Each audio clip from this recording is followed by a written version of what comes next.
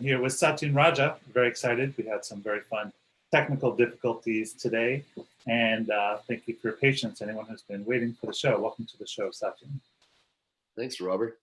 A nice little chat beforehand. Indeed. Know each other a little bit more. Indeed. It'll probably make the show a lot better. So let me just say something I didn't say is that I just have really due respect for who you are in the world. I was talking with Morgan, my wife, and she's like, who out there do you feel is a peer, someone you can really, work with and look up to? And your name popped right up there. So I just want to bow in deep respect of the work you're doing out there in the world. Honored, brother. Mutual. Thank you. Thank you. So we have a mutual client and friend, our good friend Andrew Barkas, who has brought us together, and really grateful to dive in around who you are, your work, and really a lot of your viewpoints. We did one panel together probably about 3 months ago. It was pretty obvious we had a lot of similar thoughts and ideas about the world and men and how to be free. And so how about I just give you the floor, and if you want to just shout out some basic viewpoints about who you are, how you got to where you are, and just give us some juicy nuggets so we can dive in. Well, I started out in martial arts as a kid, and that really helped form my being. It helped form my character. I was a very insecure teenager, and getting involved in Kung Fu and having wonderful mentors. I actually had very powerful, beautiful, awake mentors. It served me very profoundly to help craft and mold who I am today. And I really developed a passion for consciousness and seeking truth and seeking wisdom. So that led me on a journey really around the world. I read Think and Grow Rich by Napoleon Hill, and he shared his story of traveling the world and learning from great masters. And I went, I can do that too. He came from nowhere. And so I did. I went around the world and I continued, and I still do. I love to learn and study from great wisdom traditions and teachers and philosophies. And, I formed my own philosophy, which I call the path of the warrior sage. And the warrior aspect within us is the one that's willing to feel where there's inconveniences in our life, where we have contracture, where we hold back from magnifying our full destiny and walking on that path. So for me, the warrior is the one that moves forward in spite of fear, in the face of whatever things that might hold us back. But that for me is also tempered with the feminine sage side. And the sage within us for me is that aspect which is related to inner wisdom, inner humility, inner freedom, the part of us that's always rested in a type of humor, a type of relaxation that, hey, there is nothing to really get. It's all here now. So for me, that beautiful yin yang of warrior and sage has been really the archetypal energetic that I like to hold in my own self and like to share with others. So that's a little snippet of my philosophy. That word warrior sage is fascinating. I don't know if it has a chemical power, but when you said warrior sage, I always thought masculine, feminine, because sage had a very feminine feel. And then I thought the word sage, from my lexicon is kind of a wise man, my chauvinistic upbringing. It actually is brought man, but it still had a feminine aspect to it. So that was a really interesting wake up when you said that. Well, last night I was in my jiu-jitsu class, and I was sparring, training in Brazilian jiu-jitsu with one of my teammates, and she must have been, I would say she's about 30 years old, and she was almost kicking my ass. So for me, warrior is masculine and feminine. Yes. Sage is masculine and feminine, even though the previous imprints are more male oriented. In this day and age, we all have the warrior within us, male or female. And we all have the sage. So I believe the warrior, especially nowadays, 2018, I believe we are, I think the capacity for us to face with directionality and forwarding movement our true passion, our true dharma is more valuable now than ever before. For us to turn around the world from brink of disaster into some goodness here, I believe that we all have to individually find, cultivate, and move forward with our warrior, which is action. And sage is learning to trust we just chatted about this, how there's great wisdoms that come from sources, that come from charismatic leaders, coming from the paradigm of gurus and great wisdoms up here.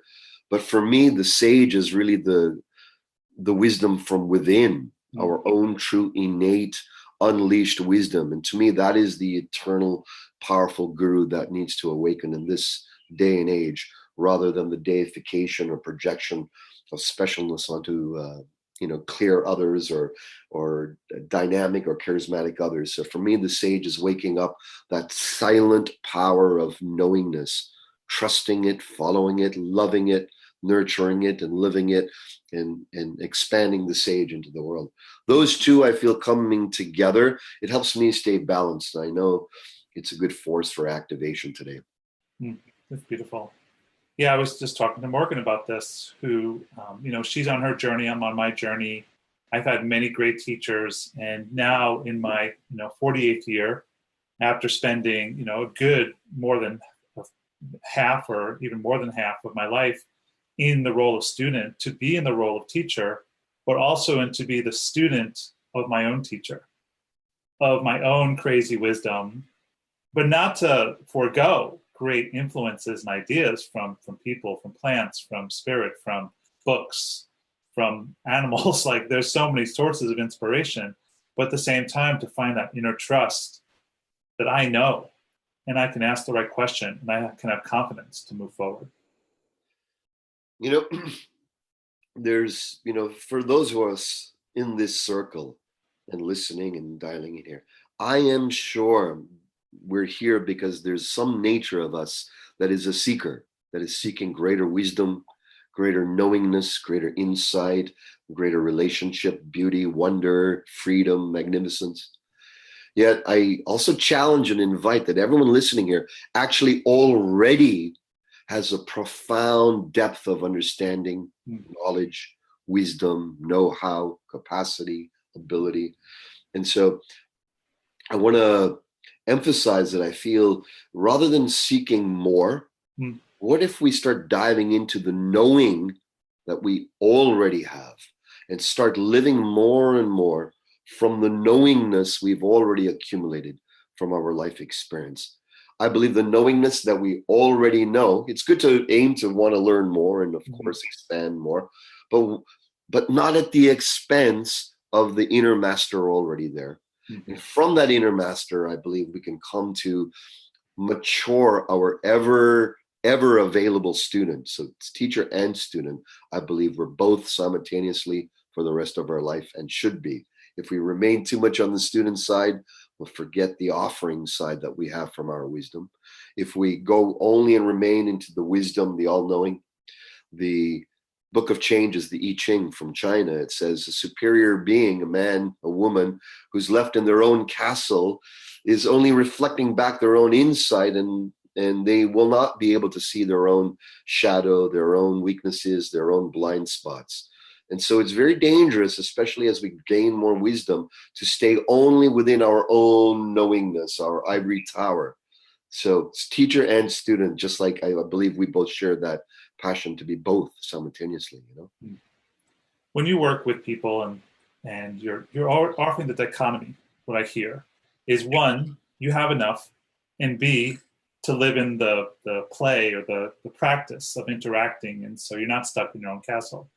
How do you work with people when they have doubt, saying to you, I don't know enough, or I can't do it by myself, or what are your action steps with them to bring out the warrior in connection with the sage, to live their life fully from the place that they have enough? How do you work through people's doubt? When I'm working with people's doubt, those are always going to be there. When people come to seek advice, counsel, insight, they're coming with a sense of that they don't know something. They're wanting more clarity, more insight. And it's very good to have others who have that road that they've walked upon perhaps earlier and they're further down the road, to be able to say and give reflection, insight. Here's a pothole, watch out for that road, watch out for the spurs over there, avoid the alligators down there. That's all good. Yet what I love to do is I take people through guided experiences where they touch the innate wisdom bank within themselves. So I like to direct people to feel the comfort, to start getting attuned, start getting aware and awakened to the comfort of their soul and mind unity. So by exercises, by awareness, by breath, by relaxation, to start dialing into what's the comfort here? Is it pulling back? Is there a lack of comfort? Is there deep comfort that's feeling move forward? This visceral inner knowingness is something that I like to support in feeling, evoking. And then also, if that's hard to feel, there's ways to actually move to defragment all the noise in consciousness which obscures the awareness of the soul and mind unity. So I start there if there's too much interference patterns, and then get people to drop in, because I truly believe when the soul and mind come together in one voice, then when we move forward with that unification, only magic happens, only evolution happens. Whereas when our voice in here says no and our mind says yes, or our mind says no and our soul goes, oh yes, in infatuation, we're not using the complete source of our wisdom bank. So for me, the complete sourcing of all our wisdom centers is valuable. And that's already inherent in all of us, as you know. Mm-hmm. Why do you think people today, let's work on it today. Why do you think there's a disruption between, as you say, your mind and your voice or your soul? What is happening with the generations today, the masculine, the feminine, that there's so much split between our heart, our soul, our genitals, our gut, our core? What's causing the disruption in your opinion? It's designed. Designed to be confusing? It's designed to eviscerate us, cut us up, keep us segmented. An empowered individual and an empowered society is a society that's dialed into this inner knowingness and is unhooked from the pull of the masses. So the masses, the energetic mass, the big movements, the political parties, the energies, all the stuff that's trying to get our adherences. They want us to become an adherent to their system, an adherent to this movement, adherent to this leader. Those are all vying for our energy attention, our units of awareness. So for me, one of the first things to do is to learn to unhook. My energy is getting caught up in that thing around this. It's, I'm being drawn emotionally into that sector and that pull, what's going on with those political movements and this. And those are all valuable and important and need to have presence. But it's the emotional evocation that these things fire us into. Those to me are energy suckers, any energy drainers. I'm more of a Taoist. I believe in unhooking from these things that are pulling our emotional loyalties, our emotion that are fanning our emotional flames, and start unhooking. Whether it's about sexes, the things that are going on with all the troubles around sexism, all the troubles around politics, all the troubles around money, all the troubles that are continuously in our face and are being fed to us. To me, there comes a time where a restful repose, pulling away, letting go of these particular hooks. And as we learn to let go of them, the energy that was invested in all those hooks comes back to our core center, comes back to ourself. And then rather than make decisions based on reactivity, we make decisions based on what's true for us, what's loyal to our own sovereignty, loyal to our own peace, our own tranquility, what's loyal to our own equilibrium. Everything out there is trying to take us off equilibrium. Mm-hmm. Equilibrium is the value that I believe will keep us and bring us back to the center of being.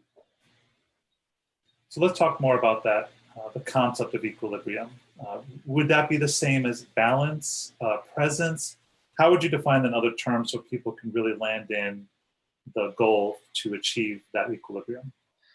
Well, pragmatically, one of my business mentors, Kevin Nations, gave me this beautiful model, and he calls it the 4 F's, and it could be 5 F's. I call them the freedoms. Okay. Personal freedoms. Faith. This is one of the first ones. So faith meaning belief, first of all, in self, that I am, that I have value, I have meaning, I have something to contribute here. So faith and belief in self. Obviously, that can expand to faith in the cosmos, the universe, faith in the divinity, faith in the organizing factor of existence. Okay, so faith. Family. For me, having a strong sense and fluidity and beauty in my family life with my wife, my children, my parents, my extended family, society. To me, that's a valuable F to cultivate, to bring into harmony, bring into beauty and wholeness. Faith, family, finance. To me, that's not just earning more or making millions of dollars. It's earning, saving, spending, and investing, making sure there's harmony and peace, above all, peace in these dimensions.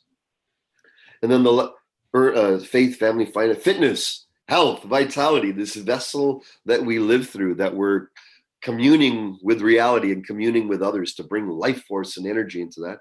And then fun, having everything that we do underlying all these freedoms with a sense of fun, lightness, not heaviness, but a sense of lightness and fluidity and naturalness of being. So to me, these freedoms are like threads of a rope. If you have one that's weak, it'll break there. We need to have them all solid and strong. And these threads apply to the yogic big three, which are sexuality, sex, power, and money.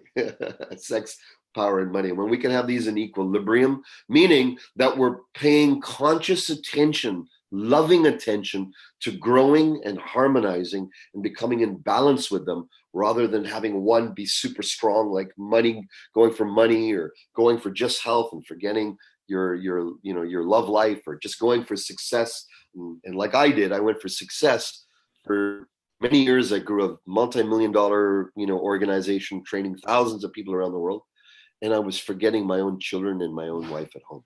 I almost lost them because I was being a dick, serving humanity, and I forgot my own my own backyard.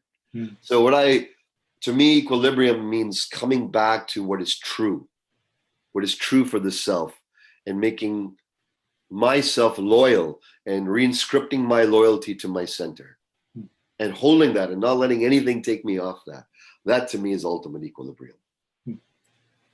And paradoxically, what happens is all the other F's, all the other areas grow exponentially. It's counterintuitive. I'll focus on this now for the next 3 years. To me, the masculine illusion is, once I have this handled, once I've got $1 million here, once I've attained this, once I have a body fat of this, then I'll be finally free to do whatever. That's bullshit. To me, it's bullshit. There is no future pushing freedom. It has to be here. What's the freedom we already have? What's the freedom? And this might challenge an invitation to ask him, what's the freedom we already have now? And enjoy and luxuriate and honor that. And then from there, we'll come from the state of equilibrium, rather than create intentions, vision boards, goals from a place of lack. We're doing it from a place of fullness when we recognize what's already there. That's equilibrium. So many comments and ideas, and as I write down my little notes, well, the first is like, I love this list. I love the source of it: faith, family, finance, fitness, and fun. And then in my impression of what I see in the world and read in the world and talk to people and coach people, people are suffering in all five. Like there's a serious depth in faith, or dearth in faith, with the way the world is going and how people view politics, and this recent Supreme Court slot opening up, and Roe versus Wade being challenged, and border. And it's just like, how do I find faith in such a chaotic world? And how do I find faith when there's so much shit going on in the world? And so when your faith is challenged, when your faith is threatened, how do you find your center? How do you find your equilibrium again? If you look at it, by all means and standards, you look at the newspaper, look at what's going on socioeconomically, politically around the world, we're fucked. That's the sixth step. Not on one front, we're fucked on 1,000 fronts, okay? That's the actuality. This is no illusion. This is not some type of morbidity that's struck in. It's an actuality. everything from the soil to the air to the water to the environment to the individuals to God knows what else. There's so many fronts that need tremendous amount of attention, awareness, and wisdom infusion and love infusion. Now, seeing all of that, there's times where I go, holy fuck, I don't know. Like, let me just live my own peaceful life, let the world burn down, and let me just do my best to enjoy my own sacred life. So I do that at times. I go into a place where I just surrender and I say, God bless you, world. God bless you. I set you free. And then where is my equilibrium? All right, because it's not in equilibrium. It's all over the place. So the whole saying of it must start with the self. This is a perennial wisdom that the equilibrium must start with the self. My teacher years ago, he said, listen, all these things in the world are very important, but what if you took 3 years and you do your best to retract all your attention from the shit of the world and put it into the consolidation of your own power. And so that's what I did. I let go of TV, I let go of radio, I let go of newspapers. This is a while back. I let go of all forms of media input and everything. And my family were very educated. They said, you're nuts, you're stupid. Why do you won't be on top of what's going on in the world? And I said, I don't need to be on top of right now.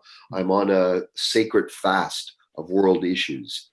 So just like we take a fast to clear away toxins, we can also take a fast of world issues to clear away the imprints that keep, evoking our emotionality. Now, in this place of releasing these evocations in society, coming to this societal fast of what's going on, when I took the time to do that and pulled away, even from gas prices, because there's nothing I can do. Mm-hmm. I can complain about it going up or down. I mean, there's nothing, but what I can do is work on mastery of myself. And so I learned to go within my own temple of being. And I'm going to suggest everyone do that as well. Release all the shit for at least a week or 2 or 3. See if you can do it for a month. If you can do it for 3 months, bravo. Let go of all the stuff that's pulling at you, scraping at you, evoking you, even if it's dastardly in the world.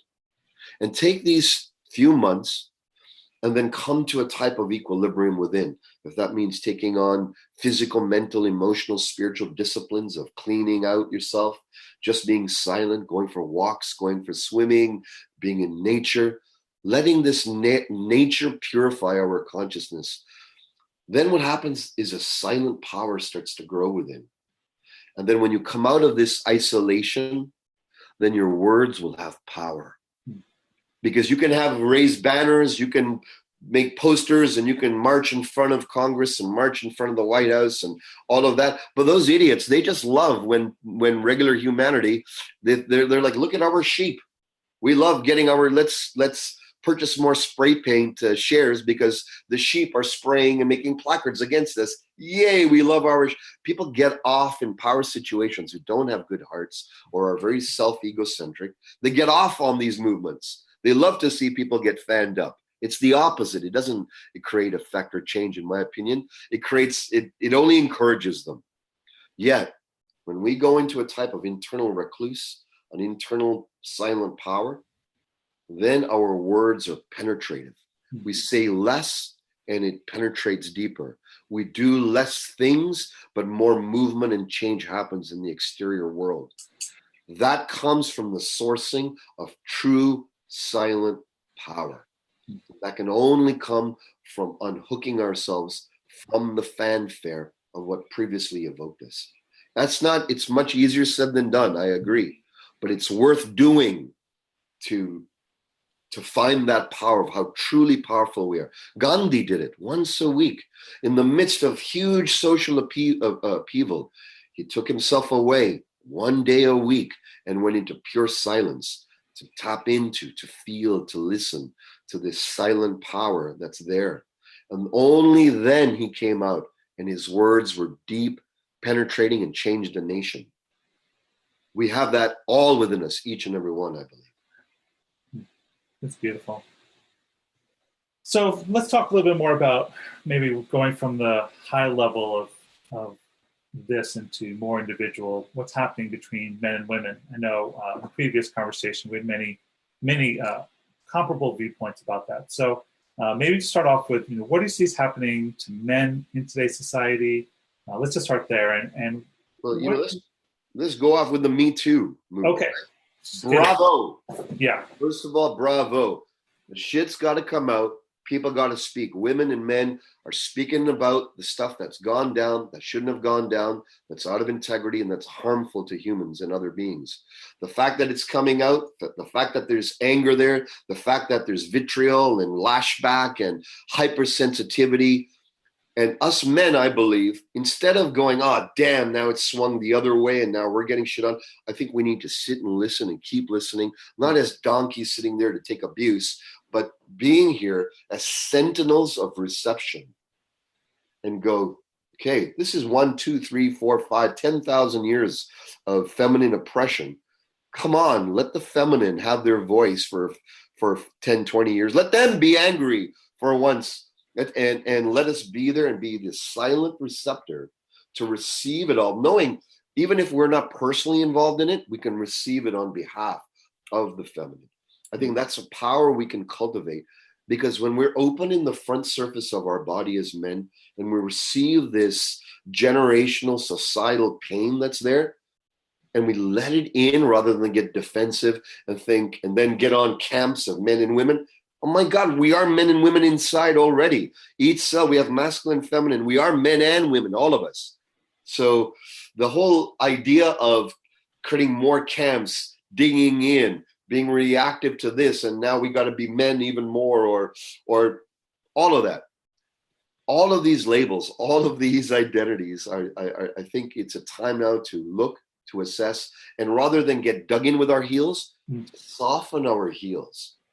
To be more pliable and receptive, to listen not with the ears, but listen with the whole front surface of our body, soft, open, receptive, letting the energy of the shares of the women in our life, the men in our life who've gone through suffering, letting that touch us.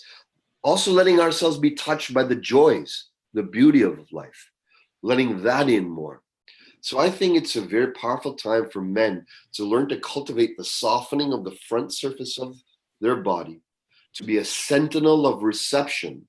And then the next step is to cultivate the claim of what I stand for. Not who I want to topple, not who's doing wrong, but what do I stand for? What do I not stand for? That is not only a light question, it should be a piercing, internal, deep question, an uncompromising question one can ask oneself. Whatever comes up from that, write it down and contemplate it, to feel that, and then get aligned by what I stand for and what I don't stand for. Not based on anyone else's standards, but this truth. When that happens, brother, I feel that is the next wave of our strength. And it's a strength that's filled with openness and reception rather than brutishness and control. It's funny. About 2 weeks ago, I did a podcast. I was a guest on another podcast, and it was done by a woman and a man. It is the biggest guest interview in terms of the size or the importance of the podcast, like Times Top 50. And it started off, and then the woman on the podcast got triggered in minute 3. Like, I felt it. I felt like I was just being myself and exposing a viewpoint, and then she felt triggered. And in my mind, I was like, oh, shit, I just fucked that up. The most important podcast. This is going down in flames. And she stayed triggered for the first 20 minutes and just could not hear my viewpoint because she was so triggered by her history and her past. And then I got in that moment, I was like, okay, I have to allow it to let that anger out, because I have a more connected viewpoint she's not hearing, but I have to wait until the anger runs out in order for us to reconnect. So that took another 15 minutes. So 35 minutes into a podcast, I'm thinking that they hate me.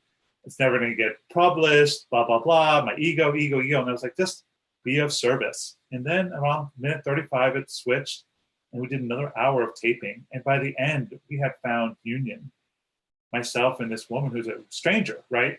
And we found union. And it was one of the most powerful experiences of my life because I really got the importance for men to listen, to stand the brave of the feminine storm that's been held in for so long, to take it, not personalize it and personalize it at the same moment, and just be a space for healing. Because that's in that 90-minute podcast, healing occurred, and it was an epic experience. Oh, brother. Yeah. Yeah. So I think it's valuable. I think we owe it to ourselves to be dialed in and listen, because what we're really listening to is also the feminine within ourselves. Mm-hmm. Okay, talk more about that, because I think that might be a concept for men that's confusing or maybe even offensive. Maybe you can speak a little bit about that. Sure. So I believe as men and women, regardless of any gender biases or gender selection or choices or sexual orientations, including all of them, all of us, we have masculine consciousness and feminine consciousness. The masculine in this context that I'm sharing is the ever-present witness, unchanging observer of reality, the one that's watching right now. The feminine, for me, represents the always changing, ever-changing experience that we're happening, the embodiment of life, whereas the masculine is the witness of life. And we have this, all of us.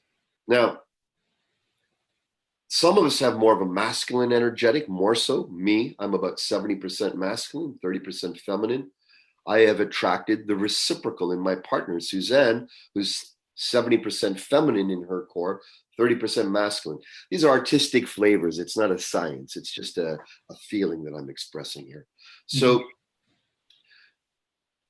the key is that instead of aiming for 50-50 balance, I feel the key is finding what is our true equilibrium. So for me, I'm 70% masculine, which means when I'm doing things, if I'm doing 90% masculine activities of goal setting, going forward, action-oriented, breaking through barriers, obstacle removal, aiming to attain more, all of that type of stuff, if I do that more than 70% of the time, I start burning out.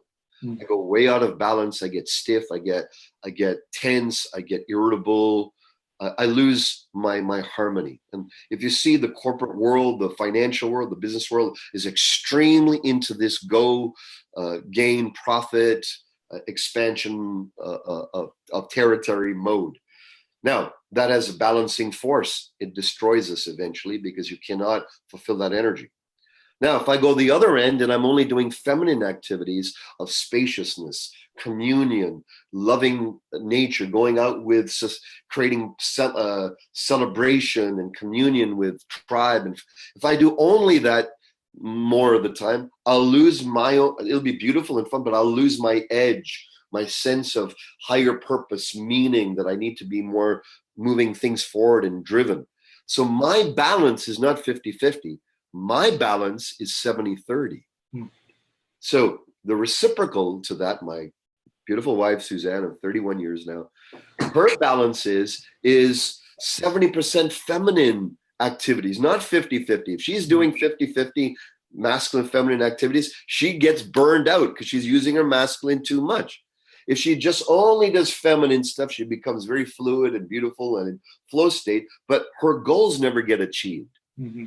Her balance is 70% feminine, 30% masculine. So this is a more nuanced form of finding equilibrium than being the ideal of 50-50. So that's what I want to encourage. To what is your place of highest expansion, highest equilibrium, highest flow? And if you're burned out, if you're exhausted, you're overrun, you're pushing too much masculine energy. If you're spacious, but you don't have a desire to move forward in life, you don't have a goal, you don't have a higher value or mission to move towards, you're atrophied in your masculine edge. So find the sweet spot. It's not a one-time thing. It's a daily awareness, a meditative tuning in, and a reflection from what's actually happening in your life. When I'm in that 70 masculine, 30% feminine flow, that equilibrium sweet spot, life flows, opportunities, synchronicities, visions, strength, honor, really the world comes to me rather than me chasing it. And I believe the same can be had for everyone when they find their true equilibrium spot, their sweet spot to live reality from. That's interesting. I've always known about the masculine feminine ratio and talked about it and thought about it. And I never thought, it's funny, the implementation of my life in ratio to my own ratio. Like I've never taken that leap. So thank you for that gift. That's really valuable. Well, I'll give you, in my personal example is when I'm working there'll be weeks where I'm working on business plans or expansion of what our intentions and the folks I'm coaching, and it'll be very focusing. But then what I need to do is I get irritable. The moment I know I'm starting to get irritable, starting to get tense, I'm losing my own innate humor, and I'm starting to sound a little sharp with my children or with my friends. Like, okay, excessive masculine energy. Then what I'll do is I'll just jump out. I'll break free. I'll go for a walk in nature. I'll go in the hot tub. I'll go make love with my goddess. Just something to enter the joy that's already here, rather than the joy that'll come when something gets accomplished. Mm-hmm.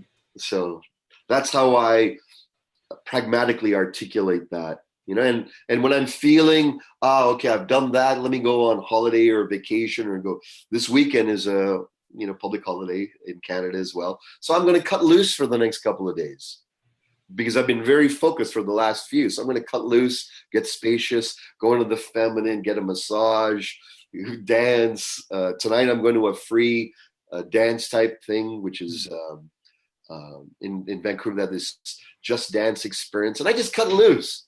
But if I did that every day, if I did that more so, I'd be probably just flowing around and missing the edge of life. So that's how I manage it personally. Okay. Beautiful.